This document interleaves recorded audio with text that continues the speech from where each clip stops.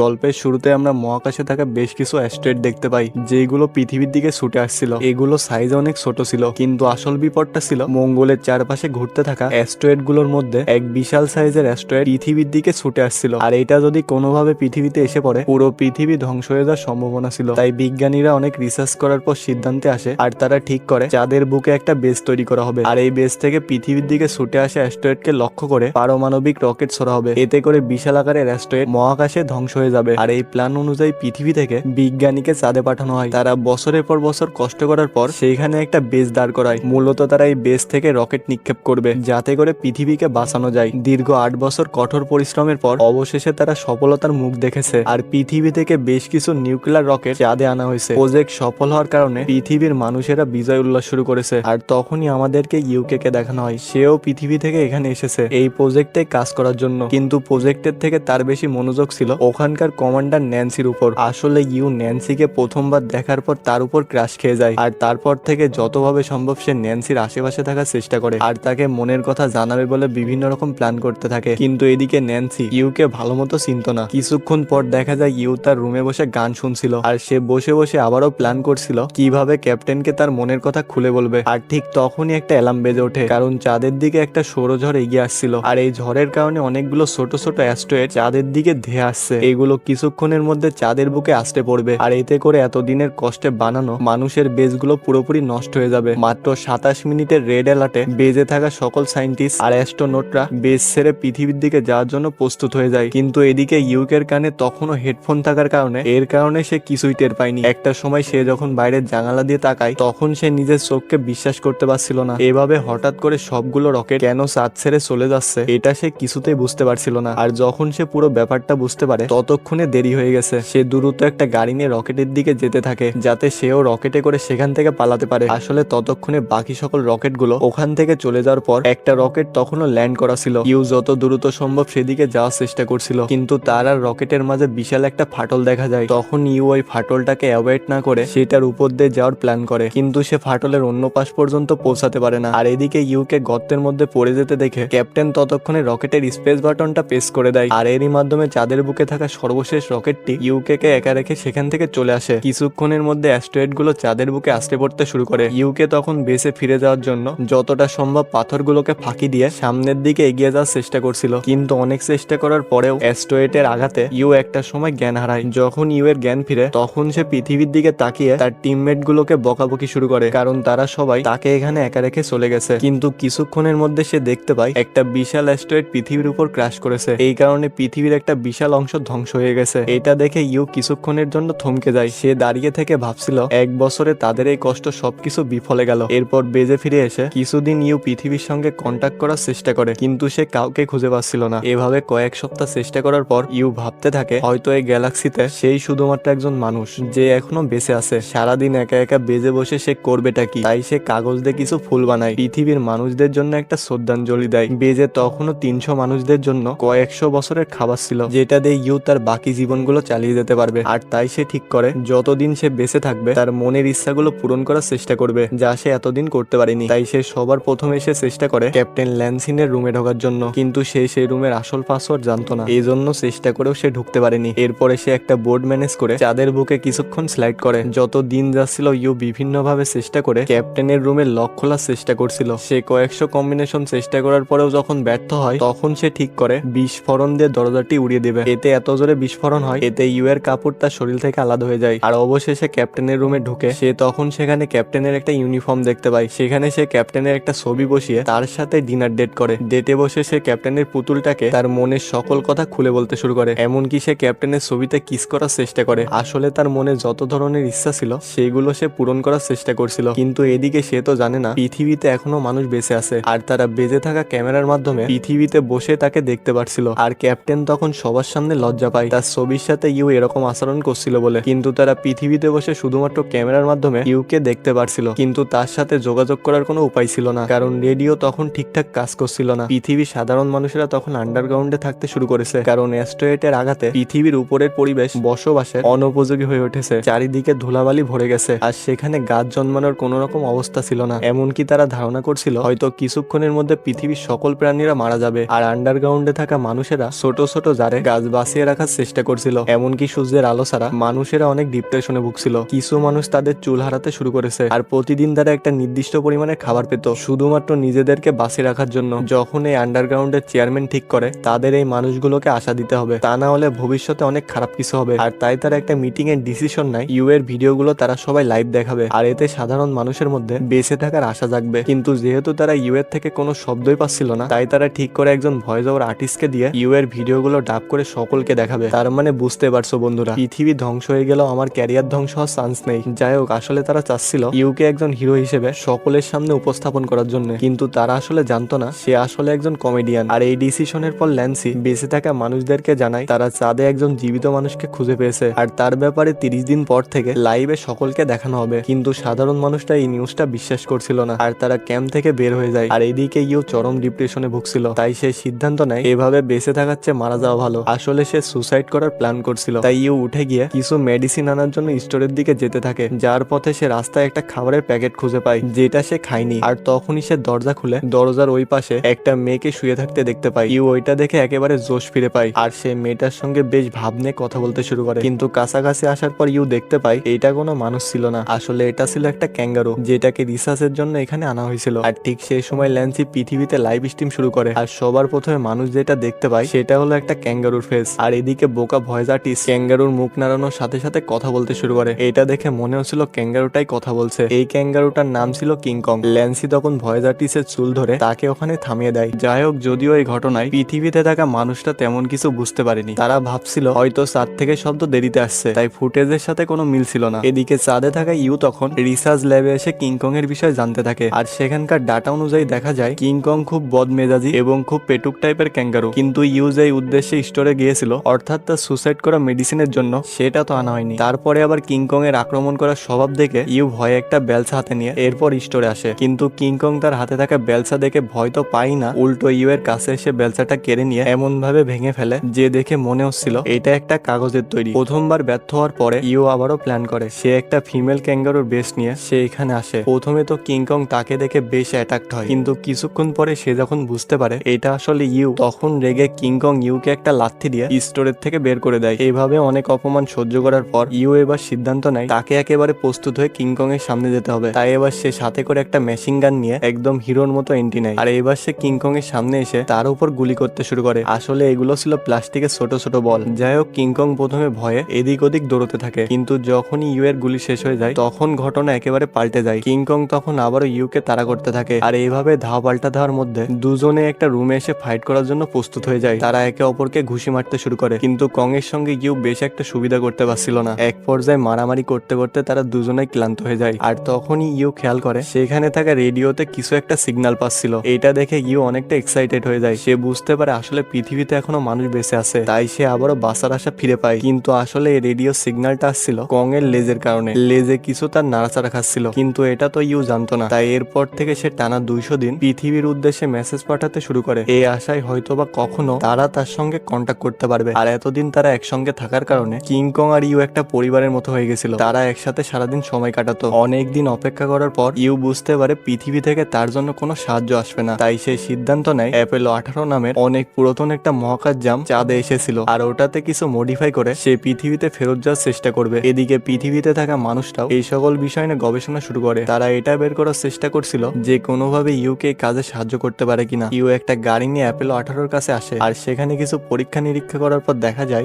যদি এটা সচল করা যায় তাহলে ইউ এটা নিয়ে পৃথিবীর দিকে যেতে পারবে। তাই ইউ সাথে করে অ্যাপোলো 18কে বেজে নিয়ে আসে, আর সেটার উপর কাজ করতে শুরু করে। পৃথিবী থেকে সবাই দেখছিল যে ইউ কঠোর পরিশ্রম করছে, কারণ এখানে তাকে সবকিছু একাই করতে হচ্ছিল। এদিকে পৃথিবীতে থাকা টিম তার কাজ দেখে সকলে অবাক হচ্ছিল। যখন তারা ইউ এর ডিটেলস চেক করে সেখানে দেখা যায় সে আসলে একজন ইঞ্জিনিয়ার ছিল, যদিও সে চাঁদে গিয়েছিল মেন্টিনিয়াসের পদ নিয়ে। কিন্তু কাজ করার সময় ইউ খেয়াল করে যে অ্যাপোলোতে মোট 22 পাউন্ড বহন করার ক্ষমতা আছে, কিন্তু কং এর একার ওজন ছিল 22 পাউন্ডের অনেক বেশি। তাই সে সিদ্ধান্ত নেয় কিংকংকে চাঁদের এখানে দূরে কোথাও ছেড়ে দিয়ে আসবে। প্ল্যান মতো সে যখন কিংকংকে দূরে রেখে চলে আসতে যায়, কিংকং আবারও তাকে এসে ধরে ফেলে। তাই বাধ্য হয়ে ইউ কিংকংকে আবারও বেজে ফেরত আনে। বেজে ফেরত আসার পর ইউ যখন চিন্তা করছিল কিভাবে অ্যাপোলোকে আরো বেশি শক্তিশালী করা যায়, তখন সে জানতে পারে আসলে তাদের নিউক্লিয়ার রকেটগুলোর এক ধরনের শক্তিশালী এক্সরেস বানানো হয়েছিল, আর সেগুলোর এখনো প্রোটোটাইপ বেজ 1-এ আছে। আর এটা দেখে ইউ আবারও সাহস পায়, আর দেরি না করে কংকে নিয়ে বেরিয়ে পড়ে বেজ 1-এর উদ্দেশ্যে। কিন্তু সমস্যা হলো বেজ 1 ছিল চাঁদের অন্য একটা প্রান্তে, যেখানে যেতে হলে তাদের অন্তত 2 সপ্তাহ লেগে যাবে। কিন্তু এর থেকে বড় সমস্যা ছিল তাদের যে গাড়িটা আছে সেটা সূর্যের আলোতে সোলার পাওয়ারে চলে, আর তাই তারা যদি এমন কোনো এলাকায় আটকে যায় যেখানে 2 থেকে 3 দিন সূর্যের আলো পড়ে না, তাহলে তাদের সূর্যের আলোর জন্য আরো 2 সপ্তাহ অপেক্ষা করতে হবে। তাই সে সিদ্ধান্ত নেয় বেজ 1 এর উল্টো দিক দিয়ে যাবে, অর্থাৎ সূর্যের আলোর সাথে সাথে সেও এগিয়ে যাবে।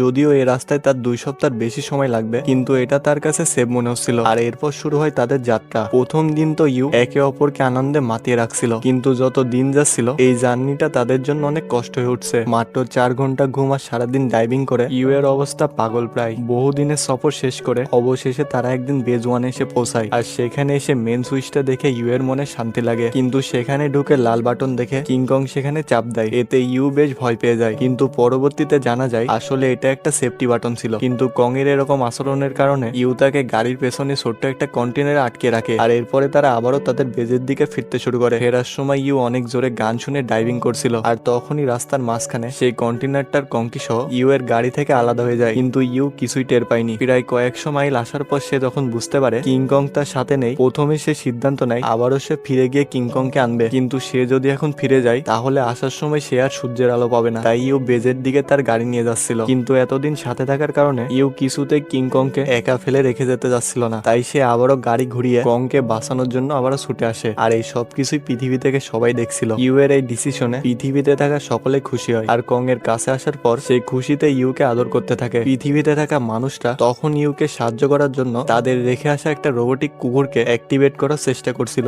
এদিকে ইউ আর কং ফিরে আসার জন্য একটানা 50 ঘন্টা না ঘুমিয়ে ডাইভিং করতে থাকে, কারণ তারা যদি ঘুমানোর জন্য ব্রেক নেয় তাহলে সূর্যের আলো তাদেরকে ছাড়িয়ে চলে যাবে। কিন্তু এভাবে 50 ঘন্টা না ঘুমিয়ে থাকার কারণে ইউ আর কং এর মাথা ঠিকমতো কাজ করছিল না। এত চেষ্টা করার পরেও তারা দেখতে পায় সূর্যের আলো তাদেরকে ছেড়ে চলে যাচ্ছে, আর সূর্যের আলো না থাকার মানে হচ্ছে সেখানে প্রচুর ঠান্ডা পড়তে শুরু করবে। ঠান্ডার হাত থেকে নিজেদেরকে বাঁচানোর জন্য ইউ গাড়িতে থাকা হিটার অন করে দেয়, আর এর ফলে দ্রুত ব্যাটারি চার্জও কমতে থাকে। অবশেষে তাদের বেস থেকে মাত্র 35 মাইল দূরত্বে গাড়িটি থেমে যায়। এদিকে পৃথিবীর মানুষেরা যে রোবোটিক কুকুরটাকে ইউ এর কাছে পাঠানোর চেষ্টা করছিল সেটাও কিছু একটা দূরত্বে এসে খাদে পড়ে যায়। ইউ তখন প্রায় আশাই ছেড়ে দিচ্ছিল। সে বুঝতে পারে এইবার হয়তো সে আর বাঁচতে পারবে না, কারণ চারিদিকে ভীষণ রকমের ঠান্ডা পড়তে শুরু করেছে। ইউ শেষবারের মতো ক্যাপ্টেনের ছবিটা দেখার জন্য পকেট থেকে আয়না বের করে, আর তখনই সে একটা বিষয় খেয়াল করে যে কং এই আয়না থেকে রিফ্লেক্ট হওয়া আলো নিয়ে সে খেলার চেষ্টা করছে। এটা দেখে তার মাথায় একটা বুদ্ধি আসে। ইউ তাদের গাড়ির দরজাটা খুলে ফেলে আর তার যন্ত্রপাতি দিয়ে একটা স্লাইড বানায়, আর এরপর সেই স্লাইডটাকে কং এর সঙ্গে দড়ি দিয়ে বেঁধে দেয়, আর একটা ফ্ল্যাশ লাইট দিয়ে কং এর সামনে আলো মারে। এতে কং আবারও এক্সাইটেড হয়ে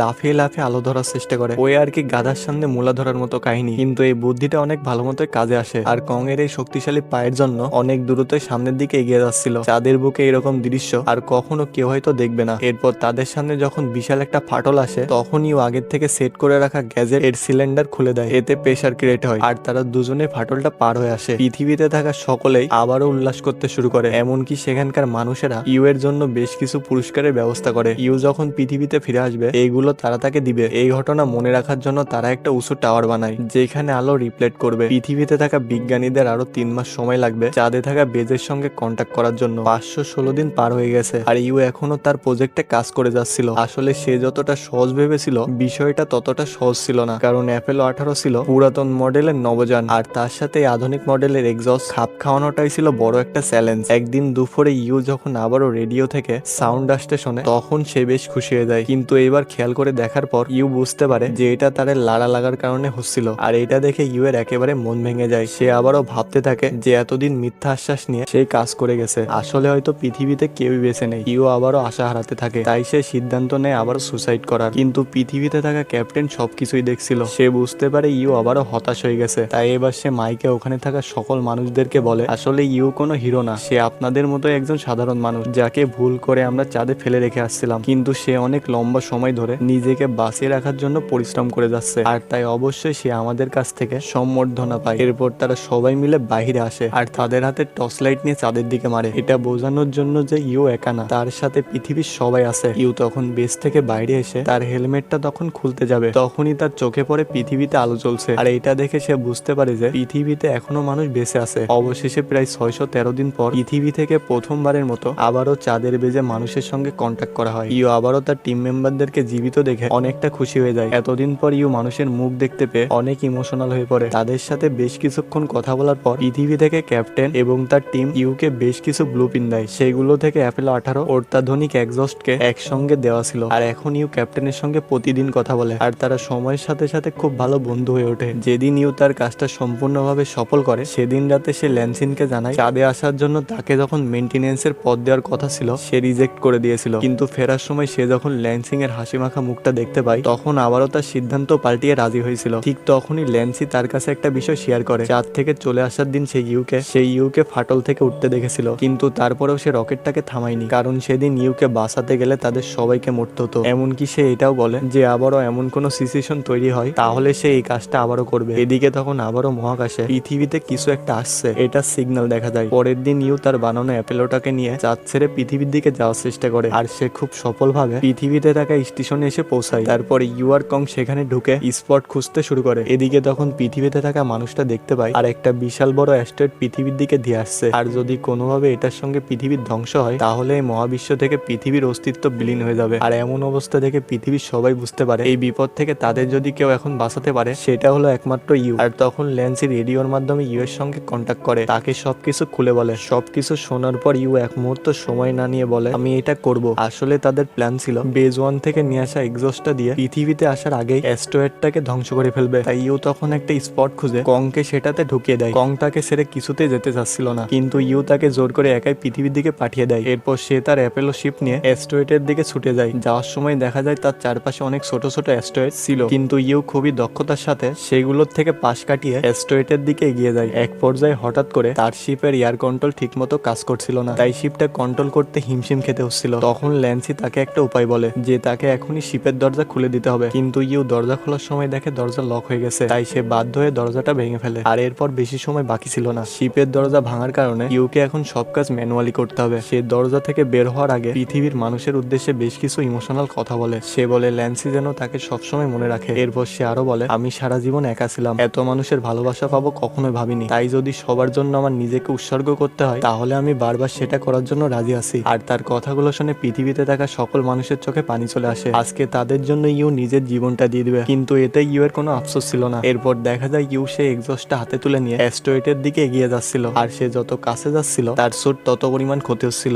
এক পর্যায়ে সে সিগন্যাল দিলে পৃথিবী থেকে ল্যান্সি নিজের হাতে এক্সস্টটাকে ব্লাস্ট করে দেয়। আর সেই সাথে পৃথিবী আবারও একবার ধ্বংসের হাত থেকে বেঁচে যায়, কিন্তু ইউ এখানে মারা যায়। আমরা 10 বছর পরে পৃথিবীকে দেখতে পাই যেখানে বেঁচে থাকা মানুষগুলো আবারও পৃথিবীটাকে সাজিয়ে নেওয়ার চেষ্টা করছে। তারা এখন উপরের খোলা বাতাসে নিঃশ্বাস নিতে পারছে। আর সেখানে কং এর একটা স্ট্যাচু বানানো হয়েছে তার অবদানের কারণে। এরপর আমরা দেখি ক্যাপ্টেন ল্যান্সি আবারও একটা নতুন টিম নিয়ে চাঁদে ফেরত এসেছে তাদের বেসগুলো ঠিক করতে। আর এখানে আসার পর তার মনে হচ্ছিল ইউ এখনো তার সাথে আছে। সে নতুন পৃথিবীর দিকে তাকিয়ে ইউকে কল্পনা করে বলছিল আমি কখনো তোমাকে ভুলবো না, আর পৃথিবীর মানুষও তোমার অবদান কখনোই ভুলতে পারবে না। তুমি আমাদের সবার মনের গভীরে আজীবন বেঁচে থাকবে। আর এরই সাথে সাথে আমাদের গল্পটা এখানে শেষ হয়ে যায়। এক্সপ্লেনেশনটা আপনাদের কাছে কেমন লাগছে অবশ্যই কমেন্টে জানাতে ভুলবেন না। আর বরাবরের মতো আপনাদের কাছে আমার চ্যানেলটা সাবস্ক্রাইব করার জন্য অনুরোধ রইল। তো সবাই মনে করে ভিডিওতে একটা লাইক দিয়ে চ্যানেলটা সাবস্ক্রাইব করে আমার পাশে থাকেন। সবাই ভালো থাকেন, সুস্থ থাকেন, আল্লাহ হাফেজ।